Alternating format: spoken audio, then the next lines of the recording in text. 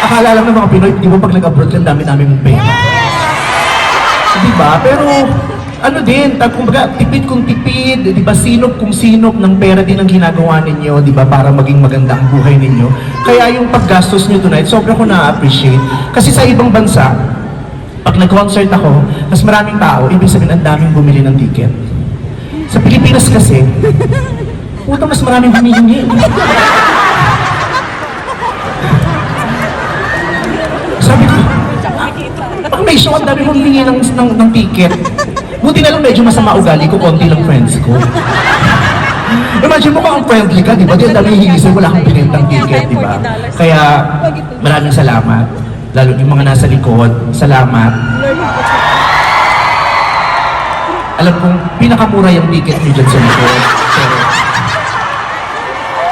wala akong pake. Ang mahalaga, nagkita-kita tayo doon. Diba? Ganun yun. Hindi ka na-choosy, hindi ka na-arte. At sa mga ilang taong nandun sa taas, maraming salamat dahil alam ko, nagbasag kayo ng alkansya para makaupo doon sa taas. Pero alam mo, sa lahat ng mga taong nagpupunta ng concert ko, ang pinaka gusto ko talaga, yung mga nandiyan sa malayo. Ayun, dito mga nasa harap, medyo malayo ang loob ko sa mga nasa harap. Kasi mostly yung mga nasa harap, mga kakilalang producer yan, libre to eh. Check ba? Oo. Yung iba dyan, tumikit-tikit sa producer, sa promoter, sa sponsor. Pero ito mga bumili yan. At saka kaya gusto ko yung mga nasa likod, yung mga nasa malayo. Mas malayo kayo, mas maganda ako, aminin niyo. Yung mga nasa malayo, ano yan, gandang-ganda sa akin yan. Itong mga nasa harap, aminin niyo, hinuhusgahan niyo. Nakikita niyo ako ng malapitan eh. Nakikita niyo mga kahinaan ko, yung mga butas ng mukha ko. Oo, yung mga lamang na itlog sa kaliwa ko, yung mga nakikita niyo yan. Tapos pipicturean niyo yan, o yung video niyo, lalagay niyo sa TikTok. Pero yung mga nasa likod, ayan, kahit i-zoom niyo, hindi ako masyadong malaki dyan. Kaya, okay ako dyan. Maraming salamat.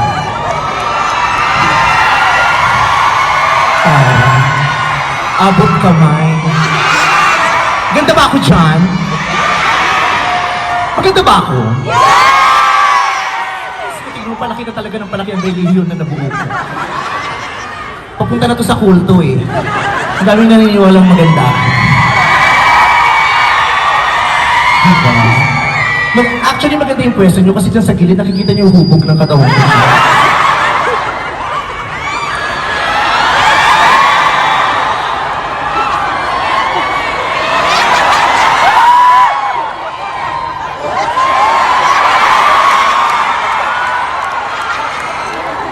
Kinang nagtakol. Teka nga, nagkabuhol-buhol na itong earwatch. Bird, kasi yung hairstylist ko. Huwag ikaw, di ka may hairstylist, librarian ka. Ito po yung librarian sa FEU, pinala namin. Paano nga? Sumabit siya dito sa may earring ko sa may right. Huwag ko masyadong hilahin kasi baka pati yung buong buhok makuha. Baka makita nila yung ulo ni Senki. Ayan, okay. Ayan. Can I have some water, please? Thank you so much. That's so nice of you. Social dapat kasi ng Canada to. Taray ng Fiji. Fiji, fa-girl. O patay gutom.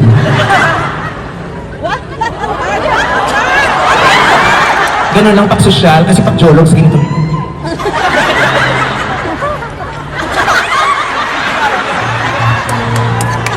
Sa bagay yung mga jologs, pag uminom ng gano'n, mas masarap yung tubig kasi yung mga huling lasa ng tinga nakukuha nila. Flavored yung water. Yung mga yayaman, hindi masyadong umiinom ng gano'n kasi yung lipstick nila nangangarag. Diba? Lalo na kung Demon Vice Cosmetics yung gamit nila. Kaya yung mga yayaman, ayaw nila mag-stain yung lipstick nila sa bottle, kaya ina-argue nila inom. Ganyan yung sila.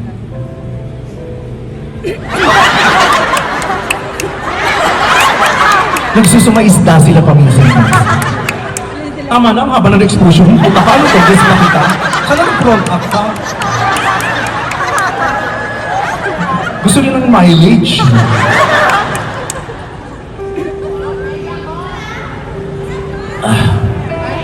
Nauuhawa ka pero ayoko ubusin tong tubig. kasi pag inubos ko to, bloated ako, tapos naiihi ako. Kaya yun ang hirap umihi pag bakla. Ang daming kuhulong tinatanggal. Diba? Naiihi ako. Mahirap ang umihi. Hindi ko pa matinalam kung saan ako papasok na CR ko sa babae o sa lalaki. Oo, lalo na kung ganito yung itsura mo, di ba hindi mo malaman kung saan ka papasok? Pag pumasok ka sa lalaki, nakakailang kasi yung mga lalaki naiilang din. Pagpasok mo pa lang yung mga lalaki na kayong pagkita sa'yo, itatago. Minsan nakakabastos din, kala mo laging bubusuhan, kala mo laging babastusin. Pag ganyan, itago. Nung isang araw, pag ganyan sa akin, tinago, nilapitan ko talaga sa dito. Gago, kapal ang mukha mo, mas malaki pa yung akin sa'yo. Gago ka, baka pag nakita mo ito, lumahit ka. Sambahin mo ko. Tandaan mo, pag ang bakla, mukhang kabayo, ang titi, iyamado. Tumaya ka pa. O diba, nagsisig kayo, nagsama kayo ng mga bata. O diba, nagsama ka ng baby. So ano, pag pinanood mo sa akin, paglaki niyang pukpuk yan. Sana iniwan mo man lang muna sa Jollibee para pinaglaro mo sa mga mascot. Dito mo talaga dinala, bang akala cartoon character ako. Ayun. Kaya hindi ako, umiihi lang ako sa kwarto. Pag sa mga public comfort rooms, hindi ako nagsisiyar kasi nahihirapan ako. Pag sa babae naman ako pumasok, ang hirap. Kasi di ba pumasok kasi ano ba, yung mga cubicle. Tapos pagpasok mo, ang baba ng pinto, kita pa rin yung ulo ko sa likod kasi nakatalian. Kaya sabi ng kasama ko, bakla kita ulo mo, halata ka, umupo ka. Umupo ako. Pag umupo ko, kaharap ko naman yung ano. Binalagyan ng tubig, yung flash na kaganyan. Sabi, bakla baliktad. Ako baliktad. Sabi, upo ka na. Pag upo ko, padre. Yung habang yung ulo sumusog sa tubig. Sabi ko, ay sorry. Ayan, ganyan lang ang mga maririnig niyo buong gabi. Mga malalaswa. Ganyan. Ito ay hindi isang pangkaraniwang programa na mapapanood niyo. Kaya ngayon pa lang ay pinangungunahan ko na kayo. Kung mayroon dito mga masyadong sensitibo, ang pandinig, panglasa, at mga pangunawa, binibigyan ko kayo ng 10 segundo para lumabas. Para wala tayong sisihan. Diba? Si Vice yun na po ako, hindi ako si Martin Rivera. At hindi din ako si Gary D na magdadasal bago kumanta. Puro kagagahan ang gagawin ko ito. Kaya ngayon pala sinasabi ko na sa inyo, ha? Kaya kung medyo may mga sensitive, well, I am not politically correct. So, I'm giving you like a minute to leave the premises. Wala naman tumatayo. Dahil yung iba, kahit labag sa kalooban, nangihinayang sa pinambili. Kaya sabi magtitiis-tiis, oh my God, why are you filming me? Okay, not too low because the head of the baby is because the baby is, you know, rocking right now. Rock-a-bye, baby. Okay. Thank you so much, sir. It's so nice of you. Thank you. Are you from the Philippines? No, because I thought I saw you there. Parang sikat to eh. Model yan ng sabong panlabadan. Okay, tubigin makahalata niya. Okay. Okay, tumingin, nalaman niya siya yung topic. Okay, so, nagkaunawaan na tayo, ha? So, it's gonna be a different show. Not the usual show na napapanood nyo na kakanta, tapos light emote, tapos kakanta ulit. Hindi po ito. Ano lang tayo dito? It's gonna be a vigiful night. You know? Vigiful. Vigiful, when you say vigiful is synonymous to GV-ful.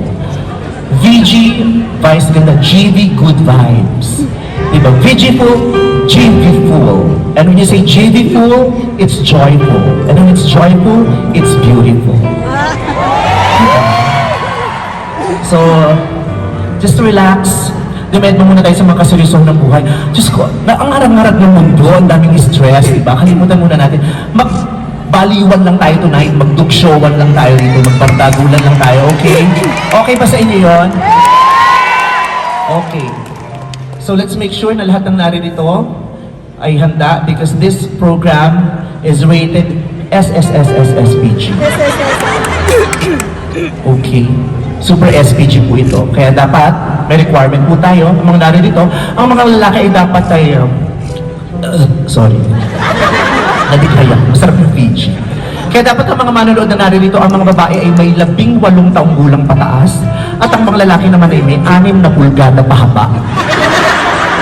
So magche-check na po ako ng requirement kung na-meet mo ang mga requirements. Personally, ako magche-check ng requirement na ganyan.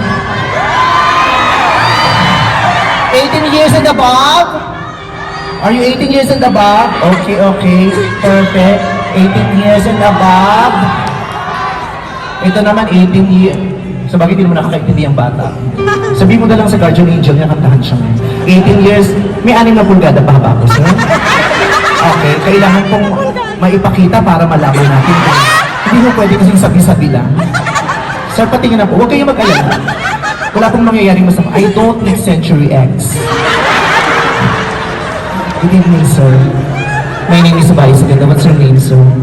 Hector Mariano. Grabe yung hawak ko sa kamay mo. May libog, grabe. Pag hawak may ganun sa loob eh. Yung ganun. Daddy ha, ikaw talaga ha, kumakain ka ng mga halamang dagat. Sir Hector Mariano, ang tangi ng pangalan pang mayaman, Hector Mariano. Parang nagmamay-ari ng mga malalaking arian. Diba? Nasa front row kaya mo si Jaya na dito. Oh, kumanta ka ba kanina? Hello, konti na. Oo, kinabahan ako eh. May make-up ako, bigla ko narinig si Jaya. Puta, kumakanta si Jaya. Anong gagawin natin? Bumukha tayong tayo mamaya, kumanta na si Jaya. So, anong gagawin natin? Sabi ko, ano ba yan? Nagbalakpakan yung mga tao kay Jaya. Kumanta na lang tayo ng Camp Holy Spirit para sumabay sila.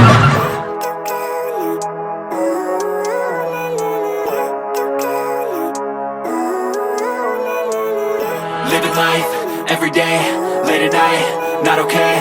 All I want, and I pray, all I need are some better days. Fuck me, I'm looking in the mirror, so foggy, but I've never seen clearer. I don't really think anyone can save me, and honestly I'm not really sure I want saving. I like to be my own worst enemy. There's no risk if you don't try at anything, so I'ma just keep buying everything. See you in the next life, have to be a better me. I don't think that my head's on straight, gotta flip it and grip it and go and get an x-ray. What's wrong with me? I just feel weight pushing on my chest and it squeezes till I suffocate. Better change my mindset, meditate. It's pretty cool that I'm alive and have better days. I could walk, see, hear, I should celebrate. Think I could change my mind, maybe elevate. Living life, every day, late at night, not okay. All I want, and I pray, all I need are some better days. Yeah, all I need are some better days. Cause all I want, and I pray, I believe in the better days. I'm kinda stuck between a rock and a hard place. Do I work hard or live at my pace?